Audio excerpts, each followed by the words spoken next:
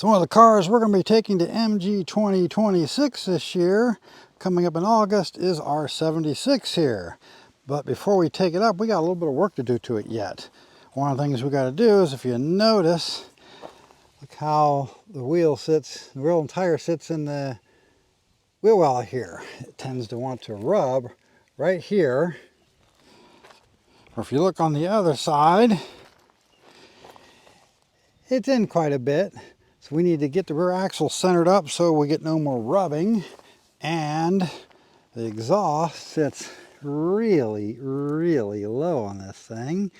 And we were going to modify that, but now we got an ANSA rear half we're going to put on it that we just got picked up the other day. And then she'll be able to actually hear the thing running. Because right now she says when she's following me in the GT, she can't even hear it running. And then we got to get some miles on this thing, make sure it's plenty reliable because it hasn't been driven very much in, what, 2 years now. So we'll get back to the garage and we'll get started working on her.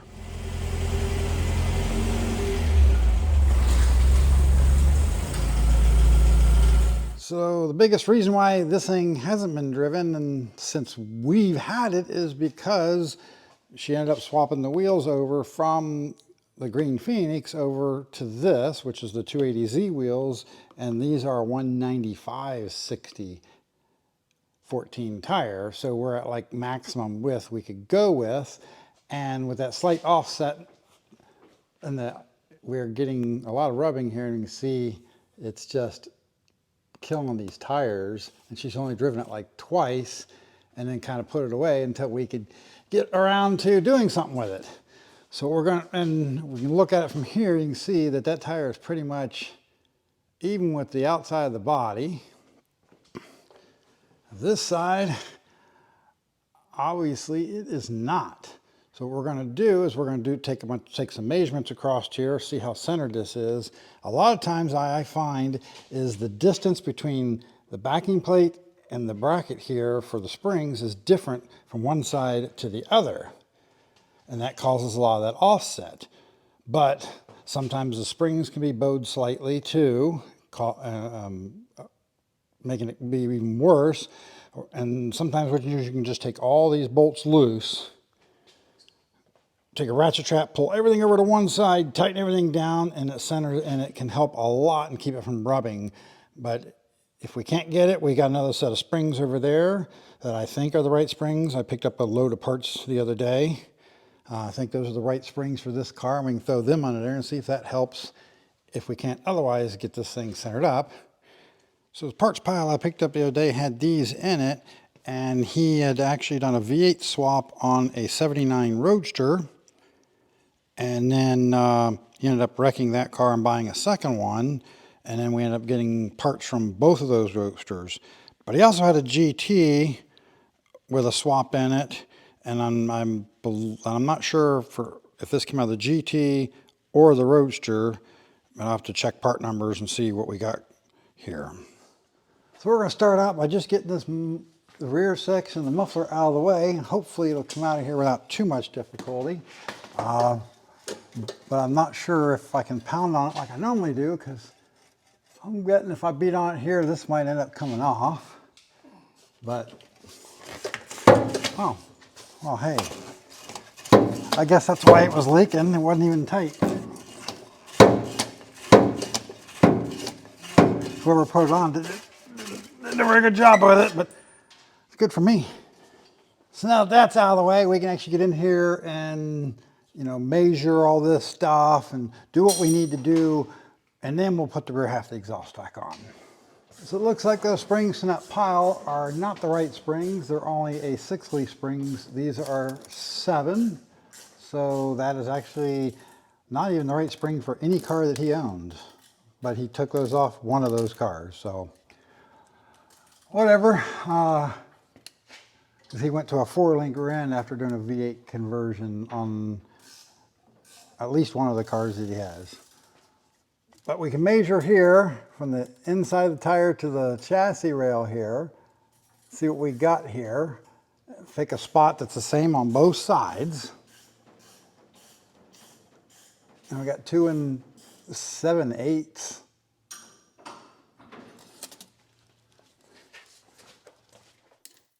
And this side we only have, wow, 1 in 15. So quite a bit of difference. Even now and then, from here to the spring, we're measuring 3/16 of an inch difference, which would be 3/32 out of center. But up there, we're showing almost a ½ an inch out of center. So we will go ahead and try loosening this up, pulling it over and tightening it down.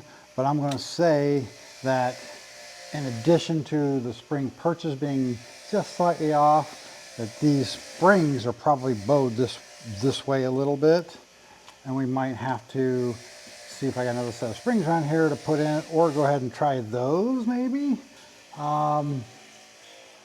But, you know, it is less leaf, so it will be a little softer in the rear, which means it could come down and still potentially rub. So I'd actually say one of the hardest parts of doing this is actually figuring out how to get a ratchet strap hooked to the rear axle on the one side and to the car on the other, to where you can actually get a good pull on it, and there's just nothing to grab a hold of. So you got to get a little bit creative there to figure out how to hook something. It can be easier to do it without the wheels in place, but since I measured from the back side of the tire, I did it with the tire in place, ran it through the tire to hook it. But we're going to go ahead and loosen all these up. Now these are nylocks. You don't want to loosen them and then retighten them and continue to use them, but for what we're doing here, I'm going to leave these on for now. Then if it works, I'll swap them out with new ones. Soak them first. I forgot to. I actually like that one isn't that strong for doing stuff like this, because then you don't just brrr and just rip the bolt apart. And then you can come in here and actually feel it and find out, oh, yeah.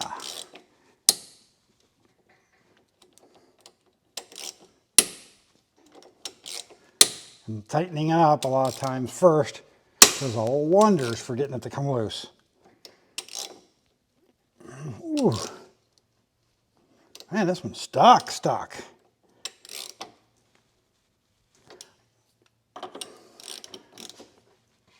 I hate to say it, but I might end up getting some U-bolts.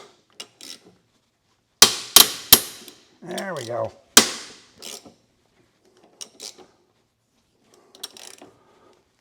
So basically what we're going to do is just use the ratchet to pull the whole rear axle over as far as we can, so we can take everything into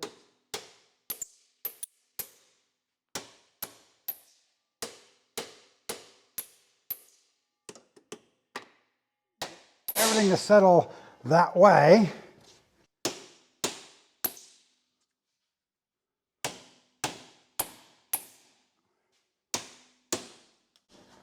Then tighten everything back down and then see where it's at and if it improved anything.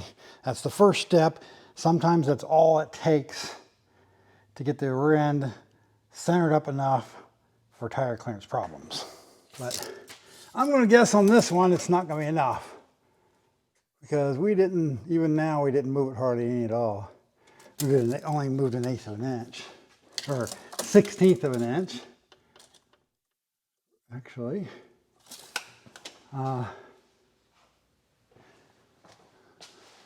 So we probably got some bowed springs, so we're going to have to try to figure something else out here. And believe it or not, sometimes just swapping springs left to right can help things out too, especially if you have ride height issues. If it's sagging on one side, sometimes swapping it can help them.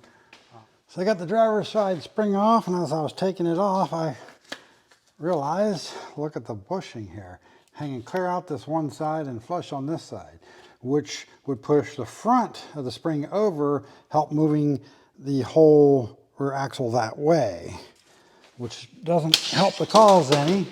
And the passenger side here is the same way. The bushing's all hanging out this side and tight to this side, which pushes everything that way. So that's one part of the problem.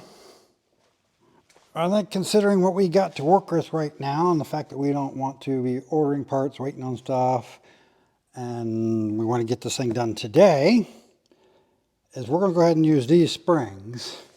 Now we're going to go ahead and take the lower leaf from here and swap this little short one out for this one. That it's not going to be exactly the same because it's actually one of these middle springs. But then we can go ahead and do that and see if that centers it up. And if it doesn't, I have one more trick up my sleeve if we need it. So it is a good idea to go ahead and put some clamps on it. That way it holds everything from shifting and moving and keeps everything kind of where you want it. And oh, there it is.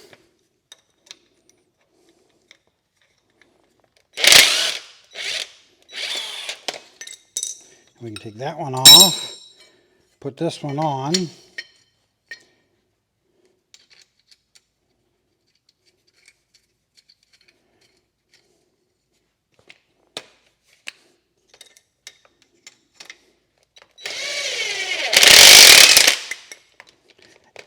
And we'll put those, we'll put these on, see what happens.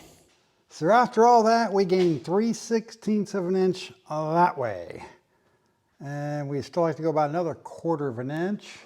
So the next thing I want to try is I've got these bolts here for the springs. You can see they're really offset. Something that I made a while back to be adjusting on my own car with.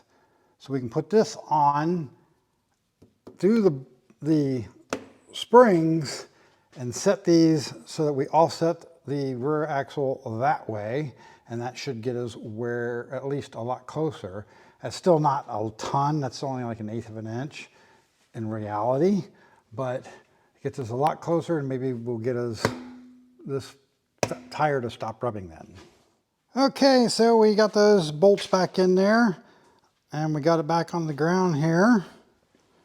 And it is a lot better than it was. It's actually tucked in just a little bit. This camera view makes it hard to see, but yeah, it's much better than it was. And not too far off what this side is. Still like it to be over just a hair, but as long as it clears everything, nothing rubs, we should be good. And now we can let her drive it a little bit and make sure it is good. So I thought it might be interesting to do a comparison of what this thing sounds like now versus after we put the ANSA rear box on it.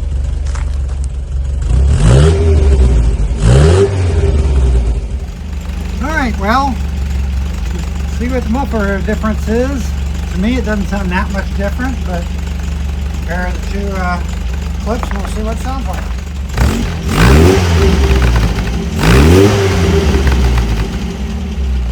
I think the center resonator is doing a lot on this car, not allowing this to make as much of a difference as it would have otherwise.